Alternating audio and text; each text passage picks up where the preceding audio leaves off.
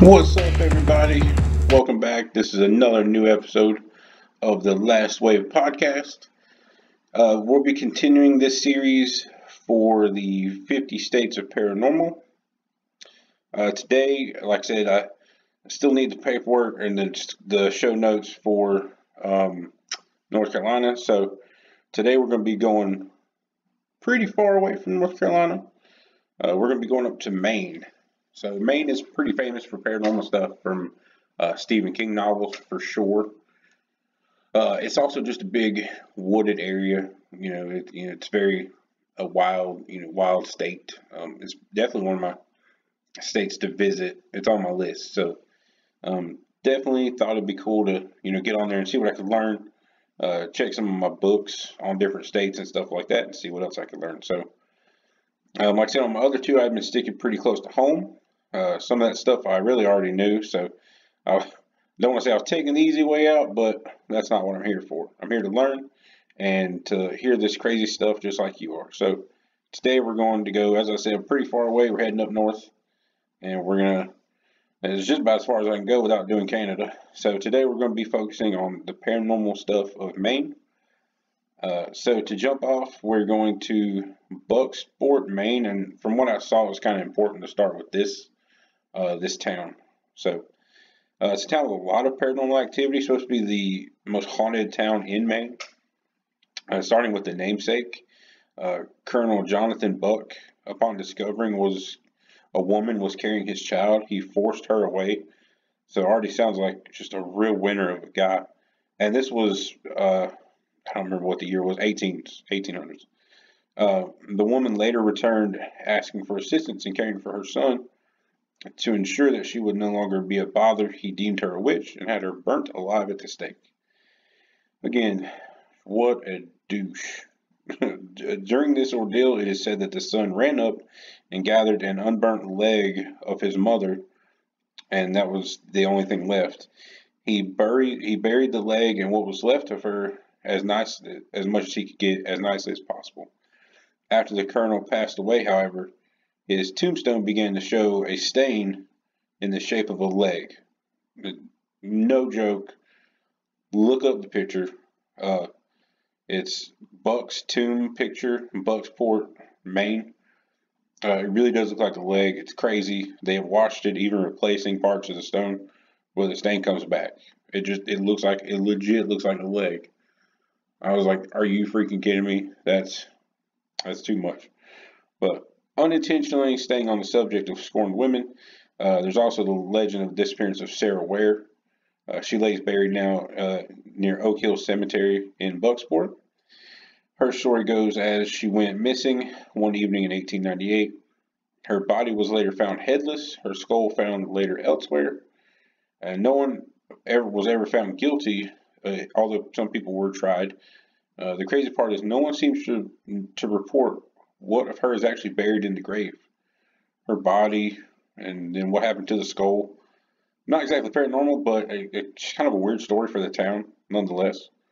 There's also Silver Lake nearby, which is a man-made body of water. It's really unassuming at first until you look into the time management of the crew building it and how rushed it was. It sits where part of the cemetery of Oak Hill used to be, and you can still see headstones that have been relocated up onto a hill just outside the lake. Sarah Ware's body was actually discovered in the area where the lake now sits, and some reports seeing her spirit there. Given the hastened nature of the build and location, some people believe that only some of the bodies were moved, and some still lay at the bottom of the lake. And they did this to apparently save time. I guess rules were a lot more lax probably around that time period. So, yeah, there's that. I don't know if I'd be swimming in that lake. Well, I'm sure most lakes have a body or two, but still. There are a few more tales from Bucksport, including the biggest loss of U.S. Navy lives until Pearl Harbor happened. There wasn't a whole lot on that. I couldn't find a whole lot of information, but apparently there was some type of incident that happened. Lumber industry deaths along the riverbanks, other unsolved murders that were kind of outlandish. It seems that the most haunted town in Maine probably is a good moniker for this town. given all the bad things that happened there, I don't know if haunted would be the right word. Maybe cursed. I don't know if it's because old Colonel up there, but you know, it's never good to burn a witch. Or claim someone's a witch because there's usually a curse tied in. The town never seems to prosper. It just never goes well. So keep that in mind if we ever get back to that type of society. Let's see. That's pretty much it for that town. Yeah, that was just a number of stories, not really paranormal related, but like I said, just some unsolved murders and just interesting, crazy stuff. Like I said, haunted. It's a word. I would definitely go with cursed. I don't know if I'd ever visit, to be honest. On the topic of cryptids, however, I have now made a very serious goal to go to Maine, as the International Cryptozoology Museum is located in Portland, Maine. They have hair and skin samples of supposed cryptids, life-size recreations, skulls, and footprints. That'd be like nerd heaven for me. Honestly, you have no idea how many books I have on weird cryptids and Bigfoot and just all that shenanigans. Let's see. Other actual local creatures, not including things from Stephen King novels, include one like Cassie, the, Penobscot Bay serpentine creature. By the way, that river goes through Bucksport. Just saying, going all the way back to 1912 to the 1940s onward. In 1958, a fisherman claims to have seen a 100-foot-long serpent creature. A little large to be realistic, but again, you never know with water. Poco Moonshine Lake, which is hands down the greatest lake name I've ever heard, has a similar monster. This one is claimed to be created when a native shaman turned the rival chief into the creature. A report in the late 1800s reported a slide track, as you would find if for like an alligator or a snake going through the mud. And they said it was 4 feet wide and 3 feet deep.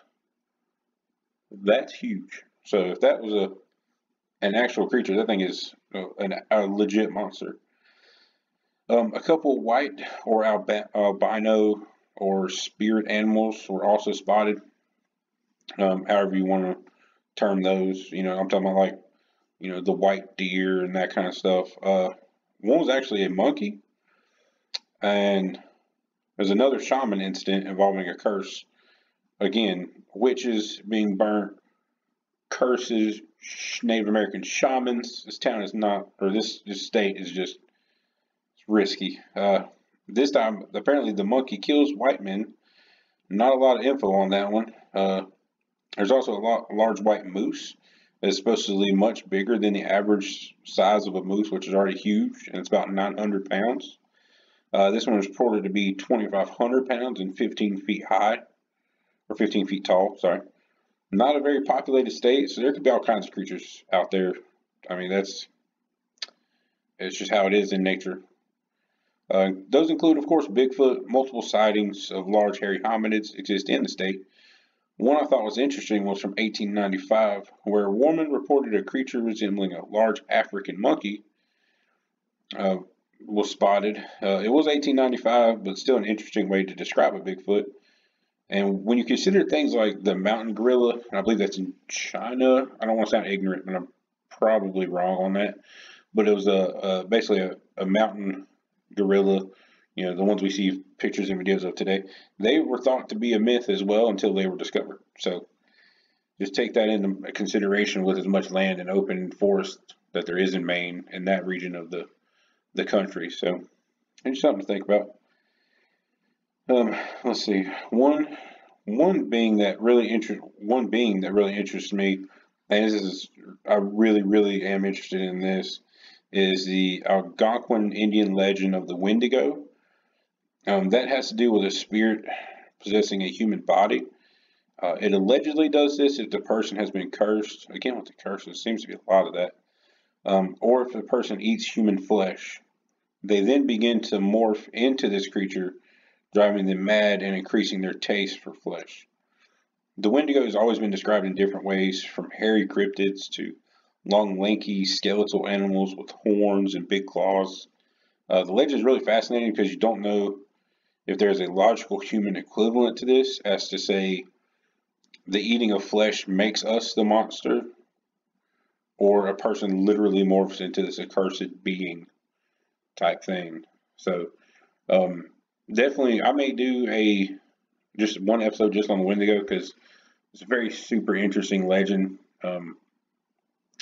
There's actually a video game for the PS4 called Until Dawn, and they have some Wendigo on there, and they are like super scary. I mean, huge, like 10-foot tall, lanky, gray, creatures that crave human flesh, and it's super scary. So that one I may do an episode on. I don't know what it is with UFO sightings, but I keep randomly getting ones that are high ranked. Um, Maine is 5th overall. So if you haven't seen the Tennessee episode, they're top 6. Again, we're already at the 11-minute mark. It would be a tremendous amount of time for me to go through a bunch of UFO sightings.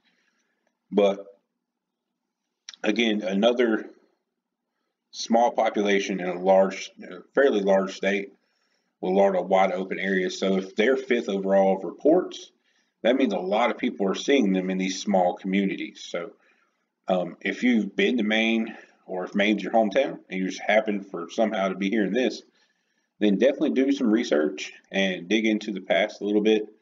Dig into, some of the sightings. It's almost guaranteed that they're going to be one not too far from you. So that's something to look into. As always, I encourage everyone to go out and find more stories about their state, learn a little bit more. I know I'm still learning. Again, thank you so much if you made it this far. If you're listening to these, please continue. Please subscribe. I've got a lot of views and I've got like 8 subscribers.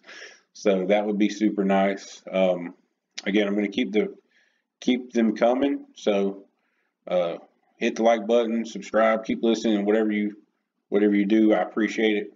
And we'll catch you next time.